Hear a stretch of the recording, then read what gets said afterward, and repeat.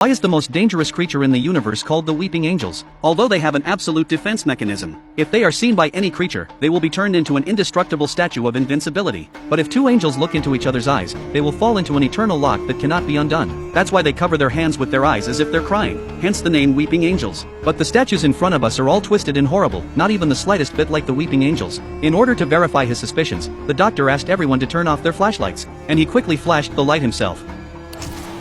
Sure enough, the moment the light went out, all the statues around them moved. The people were so scared that they didn't know what to do. They had intended to hunt the angels, but in the blink of an eye they became the prey of the other side. They had no choice but to stare at the statues in front of them. When the doctor looked out anxiously, he was shocked to find more angels approaching them. Luckily, these angels were moving slowly. They couldn't get to them for a while. Clearly, the angels have been starving here for hundreds of years. Without energy, they can't even maintain their basic angelic form. At that moment, the doctor suddenly realized the crash of the escort ship was not an accident. It was a plot by the angels to rescue their companions. The purpose was to awaken all the angels through the energy leaking from the ship. Seeing the seriousness of the situation, the colonel called for other soldiers to join him and evacuate. However, not surprisingly, all the soldiers sent out have been killed by the angels on the spot, but as expected, all the soldiers were killed by the angels on the spot. It seems that their way out has been blocked by the angels. So they decided to escape from the wreckage of the ship. While they were running for their lives, Lisa stopped dead in her tracks. Her hands had turned to stone and she was gripping the wall. The doctor realized that Lisa had probably been staring into the angel's eyes for too long,